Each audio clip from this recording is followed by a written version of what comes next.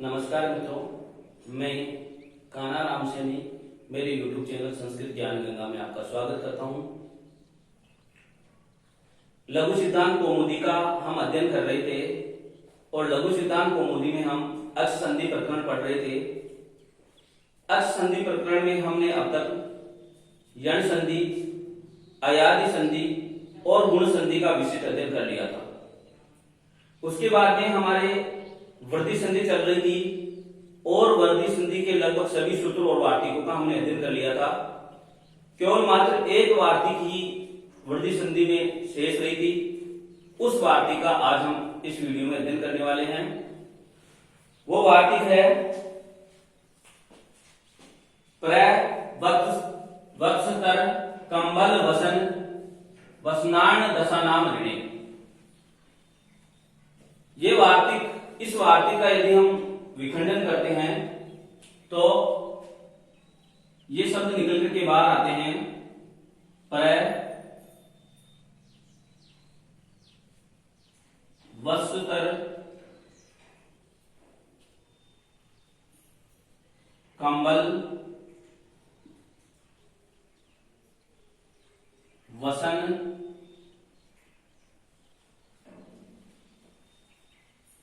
ऋण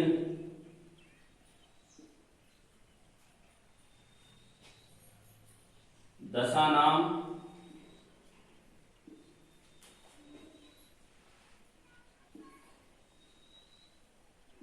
ऋणे। इतने शब्द इस वार्तिक का विखंडन करने पर इतने शब्द निकल करके बाहर आते हैं। इस वार्तिक का अर्थ है कि यदि प्र वत्सतर कंबल वसन ऋण और दशानाम इन शब्दों के बाद में, दशानाम यानी इन इत्यादि शब्दों के बाद ऋणे, ऋण शब्द का प्रयोग हो तो पर वाला वर्ण और पूर्व वाले वर्ण, पूर्व वाले वर्ण और पर वाले वर्ण दोनों के स्थान पर वृद्धि रेखादेश हो जाएगा। तो हम पहला ही लेते हैं प्र और प्र के बाद में ऋण लेते हैं। तो प्र प्लस ऋण, ऋणम, ये हमारे आएगा। तो हम देखते हैं कि प्र का यदि हम विखंडन करते हैं तो प्र आधा है, र भी आधा है और र में अ मिला हुआ है। ये प्र का विखंडन मैंने इसको समझाने के लिए ऐसा किया है। और उसके बाद में प्लस और इधर ऋणम, ये स्थिति हमारे पास में है। इस स्थिति में हम देखेंगे कि इधर पूर्व में वर्ण क्या है, अ है और बाद में क्या है, री है। तो अ और री मिलकर के हमने पूर्व में संधि पढ़ा है आद गुण। तो यहां पर आद गुण सूत्र लागू हो रहा था, यानी अ और री मिलकर के अर आदेश हो रहा था, अर गुणादेश हो रहा था और गुण संधि यहां पर हो रही थी। उस गुण संधि न हो और यहां पर वृद्धि संधि हो, इसके लिए ये वार्तिक कही गई है। तो यह जो शब्द बनेगा वो गुण संधि का अपवाद है, होगा गुण संधि का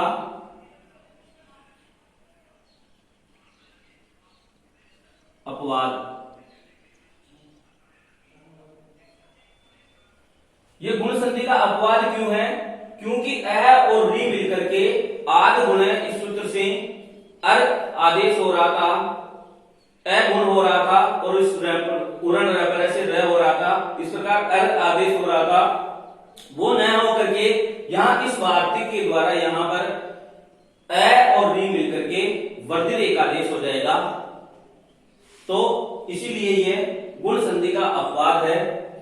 अब हम पूर्व और पर वाले वर्ण के स्थान प्राप्ति के द्वारा, तो हमने पूर्व में वर्ण मिला है और पर में वर्ण मिला री, दोनों को हमने बाहर निकाल लिया और दोनों के स्थान पर हम करेंगे वृद्धि रेखादेश, यानी वृद्धि करेंगे। तो वृद्धि करेंगे तो हमें पता है कि वृद्धि में पाणिनि जी ने 3 वर्णों को वृद्धि कहा है, आ, ऐ और औ। इन 3 वर्णों को पाणिनि जी ने वृद्धि कहा है। तो अ और री मिलकर के इन तीनों वर्णों में से एक आदेश करना है हमें। इसका पता कैसे करेंगे कि कौन सा आदेश होगा? तो एक स्थानीय अंतरतम जो परिभाषा सूत्र है, स्थानीय अंतरतम, यह परिभाषा सूत्र आकर के ये जो अनियम की स्थिति हो गई थी, क्योंकि अ और री इसके स्थान पर 3 आदेश में प्राप्त हो गए थे, आ, ऐ और औ। ये 3 आदेशों में से कौन सा आदेश हो, ये जो अनियम की स्थिति हो गई थी, इसको नियम की स्थिति में लाने के लिए स्थानीय अंतरतम परिभाषा सूत्र आकर के कार्य करता है। ये बताता है स्थानीय अंतरतम सूत्र कि ऐसी स्थिति आने पर, ऐसा प्रसंग होने पर, तो जो सदृशतम होगा, अंतरतम यानी सदृशतम, यानी जो सदृशतम होगा वो ही आदेश होगा। तो ये जो अ है और री है, इसका जो सदृशतम वर्ण होगा वो ही यहां पर आदेश होगा इन तीनों में से। तो हम जानते हैं कि अ का उच्चारण स्थान होता है कंठ और री का उच्चारण स्थान होता है मूर्धा। इतना हम जानते हैं। पूर्व के वीडियो में हमने उच्चारण स्थानों के बारे में विस्तृत अध्ययन किया था। तो यदि आप नहीं समझ पा रहे हैं तो पूर्व के वीडियो को देखें, मैं उसका लिंक मेरे डिस्क्रिप्शन में डाल दूंगा। तो अ का उच्चारण स्थान कंठ होता है, री का उच्चारण स्थान मूर्धा होता है। तो हमें इन दोनों का सवर्णी वर्ण ही यहां पर करना पड़ेगा। तो हम जानते हैं कि आ का उच्चारण स्थान भी कंठ होता है, आ का कंठ होता है। ऐ का देखते हैं तो ऐ का उच्चारण स्थान होता है कंठ तालु और औ का उच्चारण स्थान होता है कंठ होष्ठ।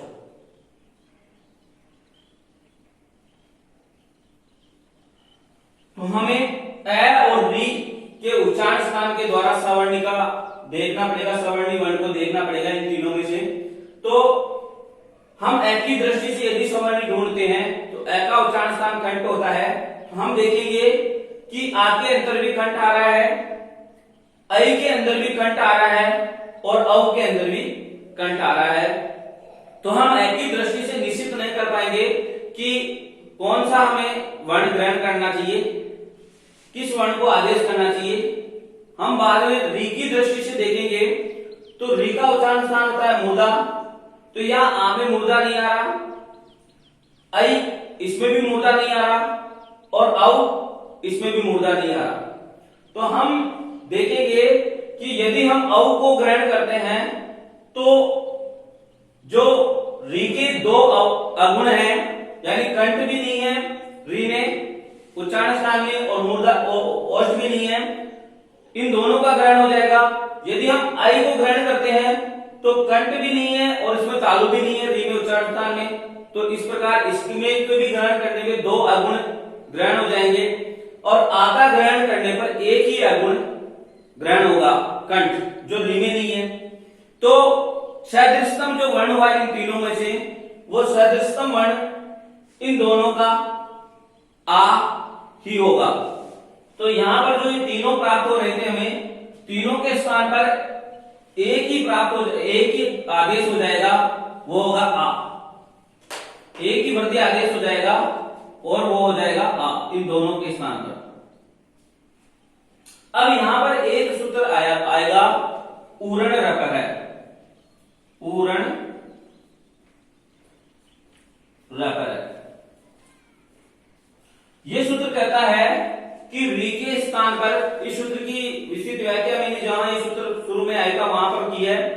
मैं यहाँ पर इतना ही अर्थ बताऊंगा इसका कि यह सूत्र कहता है कि री के स्थान पर होने वाला अण र से युक्त होगा, यानी र प्रत्याहार में दो वर्ण आते हैं। र प्रत्याहार यदि हम बनाते हैं तो र और ल, ये दो प्रत्याहार आते हैं, और अण और उ री का ही रूप है षष्ठी विभक्ति का। तो उ के स्थान पर होने वाला अण र पर होगा, यानी र और ल इन दो वर्णों में से एक ग्रहण करना पड़ेगा हमें। तो री के स्थान पर हम र पर करेंगे तो री का सवर्णी ग्रहण करेंगे। तो यदि हम री का उच्चारण स्थान देखते हैं मूर्धा, तो यहां पर मूर्धा उच्चारण स्थान वाला है र, तो हम इसके बाद में र पर करेंगे तो र ही होगा, ल नहीं होगा, क्योंकि ल अलग उच्चारण स्थान वाला है, री अलग उच्चारण स्थान वाला है। इस प्रकार आर हो गया और स्थिति हो गई हमारे प आधा है, र आधा है, उसके बाद में हमने ए और री के स्थान पर आर कर दिया, और उसके बाद में न बचा हुआ है। अब यदि हम मिलाएंगे प र और आ मिलकर के प्रा हो जाएगा, फिर र है जो र के ऊपर चल जाएगा और ये हो जाएगा प्राणम। जो हमारा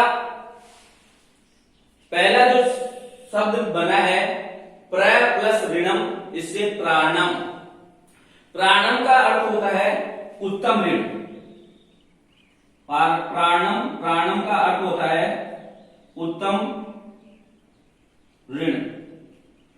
प्राणम का यदि आपको संधि विच्छेद पूछे तो प्र प्लस ऋणम इसका संधि विच्छेद होगा। प्राणम में यदि संधि का नाम पूछे तो वृद्धि संधि होगी, और प्राणम में जो वृद्धि संधि हुई है वो इस वाक्य के द्वारा हुई है। और ये जो शब्द है प्राणम, ये गुण संधि का अपवाद है, इतना हमें ध्यान रखना होगा। इसके बाद में वत्सर शब्द लेंगे और उसके बाद में ऋण ऐसा लिखेंगे। इसको देखेंगे वत्सर,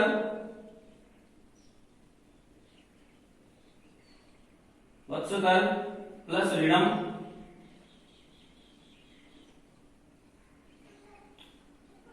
पूर्व वाला वर्ण देखेंगे ए, और उसके बाद में है री, दोनों को बाहर निकाल लेंगे।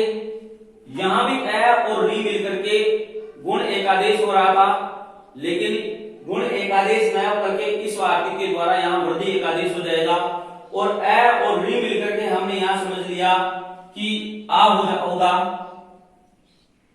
वृद्धि एकादेश, और उसके बाद में पूर्ण र पर है, इस सूत्र के द्वारा हम र पर कर देंगे, यानी र लगा देंगे, र प्रत्याहार का एक वर्ण लगाएंगे, तो री के स्थान पे हो रहा है इसलिए र ही का ही ग्रहण करेंगे। अब स्थिति हमारे पास में ऐसी हो गई कि वह त स त र में से हमने ए निकाल लिया था, इसलिए र आधा रह जाएगा।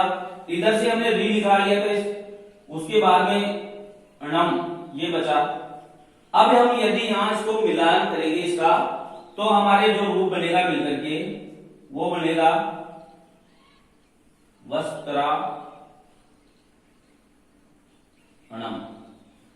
वस्त्राणम।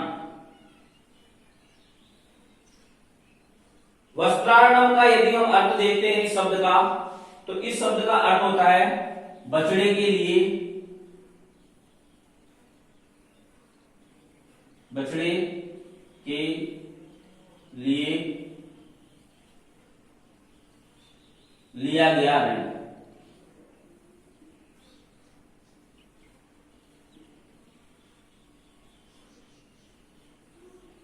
वस्त्राणम इस शब्द का अर्थ होता है बछड़े के लिए लिया गया ऋण। वस्त्राणम का संधि विच्छेद यदि पूछे तो आपको वस्त्र प्लस ऋणम होगा।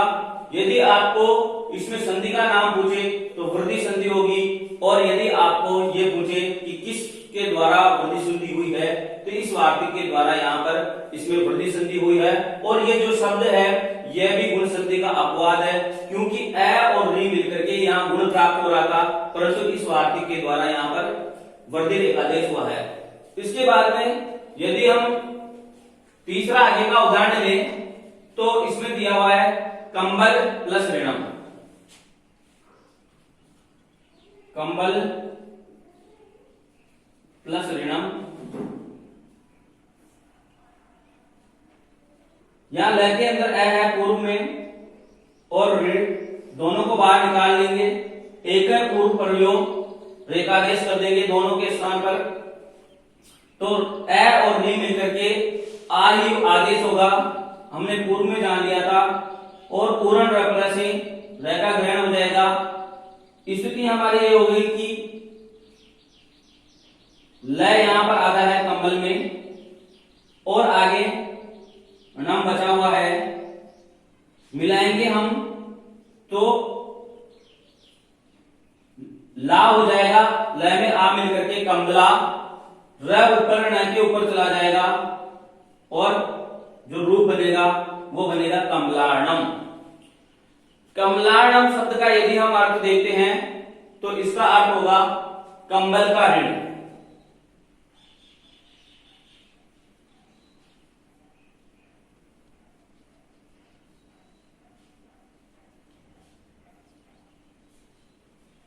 कंबल का ऋण या कंबल के लिए लिया गया ऋण। इस प्रकार से कमलाणम का अर्थ होगा। कमलाणम में भी यदि आपको संधि विच्छेद पूछा जाए तो कंबल प्लस ऋणम होगा, और इसमें यदि आपको संधि पूछी जाए तो वृद्धि संधि होगी। और जो वृद्धि संधि हुई है वो इस वाक्य के द्वारा यहाँ पर वृद्धि संधि हुई है। यह शब्द भी गुण का अपवाद का है, क्योंकि ए और री मिलकर के अर गुण हो रहा था, लेकिन गुण न हो करके यहाँ पर ए और री मिलकर के आर वृद्धि हो रहा है। इसके बाद में जो आगे का जो शब्द आया वसन प्लस ऋणम हम लेंगे, तो वसन प्लस ऋणम को समझ लेते हैं हम। वसन प्लस ऋणम, ये हमारे पास स्थिति है। न में ए है उसको बाहर निकाल लेंगे पूर्व में, और री पर में जो री है उसको बाहर निकाल लेंगे। एक पूर्व प्रयोग, इस सूत्र के द्वारा हम दोनों के स्थान पर रेखादेश वृद्धि रेखादेश करेंगे। यहां पर भी हमें गुण प्राप्त हो रहा था, ए और री मिलकर के अर गुण प्राप्त हो रहा था, लेकिन इस वाक्य के द्वारा अर न करके यहां वृद्धि रेखादेश होगा, और ए और री मिलकर के वृद्धि रेखादेश होगा, वो आ होगा। वो हमने पूर्व में समझ लिया था, क्योंकि आ ही सवर्णी है। और पूर्ण रपर इस सूत्र के द्वारा यहां पर रेखा ग्रहण हो जाएगा और स्थिति बचेगी हमारे पास में ऐसी, वह स न आधा है और आगे नम है। अब हम यहां पर मिलाएंगे तो हमारे रूप बनेगा वह से ना, र ऊपर न के ऊपर चला जाएगा और आगे मैं है आधा। वसनाणम, वसनाणम का अर्थ होता है वसन, वसन का अर्थ होता है कपड़ा, कपड़ा का ऋण,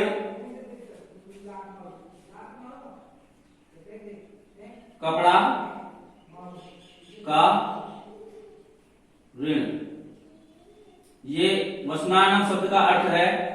और वसनाणम में संधि पूछे तो संधि होगी वृद्धि, और वसनाणम में यदि संधि विच्छेद पूछे तो वसन प्लस ऋणम होगा। और यह भी जो शब्द है गुण संधि का अपवाद है, क्योंकि यहां पर ए और री मिलकर के अर हो रहा था, लेकिन ये अर न हो करके ए और री मिलकर के आर वृद्धि रेखादेश हो रहा है इस वाक्य के द्वारा। इसके बाद में ऋण लेंगे हम, और उसके बाद में भी ऋण का ही ग्रहण करेंगे, यानी ऋण प्लस ऋण, ऋणम। पूर्व में अवर्ण मिला और पर में री मिला, यहां पर भी ए और री मिलकर के गुण प्राप्त हो रहा था, लेकिन इस वाक्य के द्वारा ए और री मिलकर के वृद्धि रेखादेश होगा, और जो वृद्धि रेखादेश होगा वो आई होगा। उरण रपरय के द्वारा र का ग्रहण हो जाएगा। अब स्थिति ये हो गई कि री न आधा है और इधर नम। अब हम यहां पर मिलाएंगे तो री न में आ मिलेगा णा, न के ऊपर रह चला जाएगा और जो हमारे रूप बनेगा वो होगा ऋणार्णम। ऋणार्णम में संधि का नाम पूछे तो यहां भी संधि होगी, वृद्धि संधि होगी। किस वार्तिक के द्वारा हुई है या सूत्र के द्वारा हुई है, तो ये वार्तिक इस वार्तिक के द्वारा हुई है। और यदि इसका संधि विच्छेद पूछे तो ऋणम, ऋण प्लस ऋणम, इस प्रकार से इसका संधि विच्छेद होगा। और यह भी गुण संधि का अपवाद है, क्योंकि यहां भी अ और री मिलकर के अगुण प्राप्त हो रहा था, लेकिन इस वार्तिक के द्वारा यहां पर गुण न होकर के यहां भी वृद्धि एकादेश हुआ है।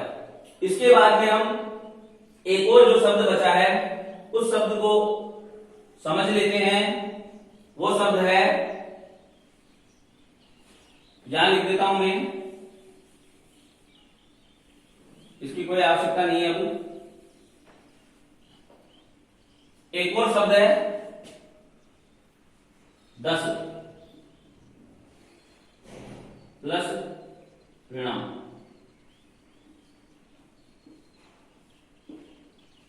दशा नाम है, लेकिन यहां षष्ठी विभक्ति का बहुवचन किया हुआ है। यह अर्थ ग्रहण करने के लिए विभक्ति का प्रयोग किया गया। जो मूल शब्द है वो दसी है। तो दस में पूर्व में अ है और पर में री है, दोनों को हमने बाहर निकाल लिया।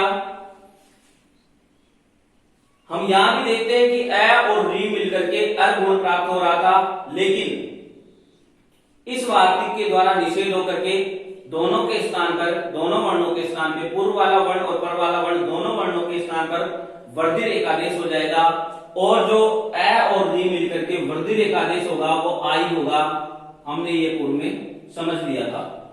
उरण रपरय सूत्र की सहायता से र पर में आ जाएगा।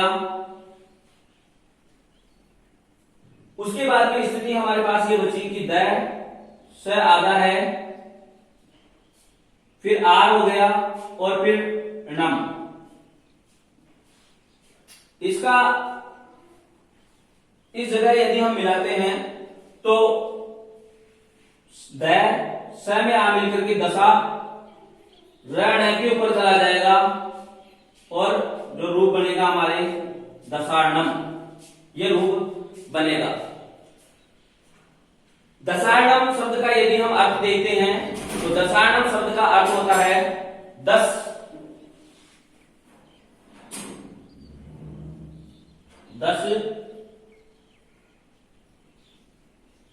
जल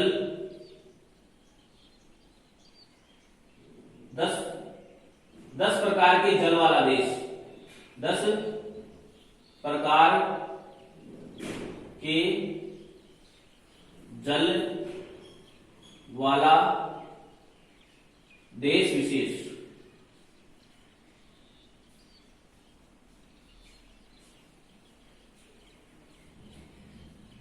दशार्णम का शब्द का अर्थ होता है 10 प्रकार के जल वाला देश विशेष।